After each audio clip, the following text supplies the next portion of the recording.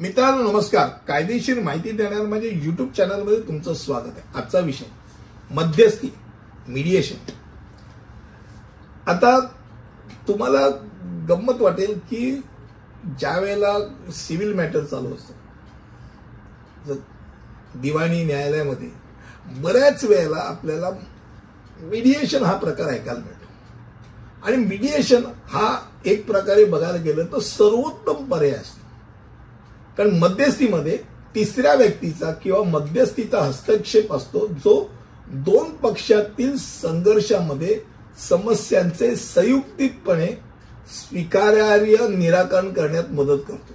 म्हणजे कुठेतरी एक असा पॉइंट तो काढून देतो की बाबा ह्यांनाही अपेक्षित यश आहे, यांनाही अपेक्षित, कोणी हरला नाही, थोडीशी माघार, ह्यांनी पण थोडीशी माघार, आणि अपेक्षित गोष्ट हे दोघांनी मिळून डिसाईड केलं आणि तो प्रॉब्लेम सॉल्व्ह झाला. मध्यस्थ पक्षांची तटस्थ ठिकाणी भेटतो जिथे पक्ष वाद वरती न जाता चर्चा करू शकतात आणि विविध उपाय शोधू शकतात.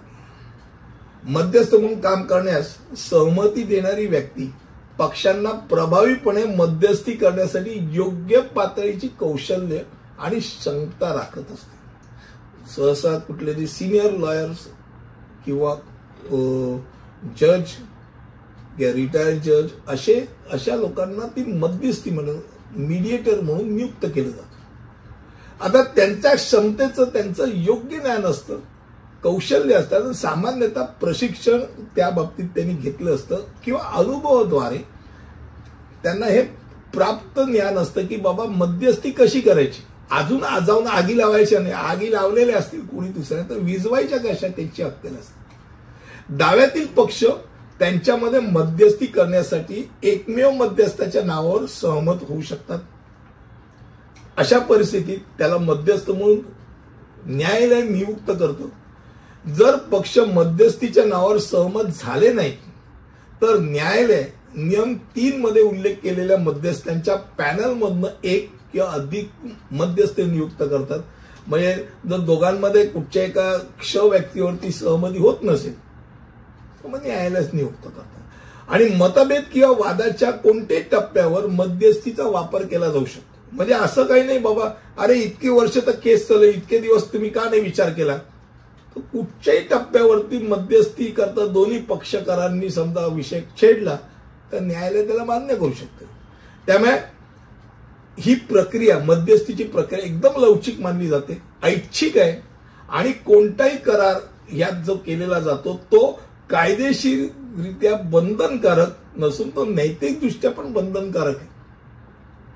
म्हणजे ज्यावेळेला दोघांनी मिळून आले आणि दोघांनी मान्य केलं एकदा ते न्यायालयासमोर त्या मध्यस्थांनी ठेवलं, या दोघांही पक्षकारांनी मान्य केलेली गोष्ट आहे.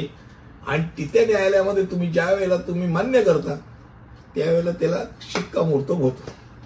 या प्रक्रियेचं उद्दिष्ट सहभागी असलेल्या सगळ्या पक्षकारांना, प्रत्येक दोन्ही जण असे ताणून धरले असतात त्यावेळेस स्वीकार्य उपाय काय आहे आणि तो शोधण्यासाठी एक सुरक्षित गोपनीय जागा निर्माण करत आणि अधिक ज्यांना दोघांना म्हणतात की दोघांनाही एक्सेप्टेड असेल असा मध्यस्थ त्याच्या दबावाखाली म्हणा किंवा त्याच्या ज्ञानाच्या प्रभावाखाली म्हणा की कुठच्या तरी जटिल अडचण जी आहे ती दूर करण्याचा तो प्रयत्न करतो. आणि अनेक वर्ष रेंगाळत असलेले दावे,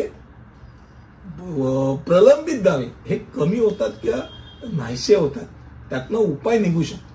नाही तर होतं असं की दोन्हीकडचे वकील दोन्हीकडच्या बाजू मांडत राहतात, ताणत राहतात आणि नवीन नवीन अडचणी निर्माण होत राहतात. आणि ते काय होतं, ते असे काय म्हणतात सुंबाची गाठ पिळली जाते. इथे ते पिळलेली गाठ ते उसवायचा प्रयत्न करतात. मध्यस्थी हा सर्वोत्तम उपाय आहे. अर्थात तो दोन्ही पक्षांनी मान्य केल्यानंतर तो उपाय उपलब्ध आहे.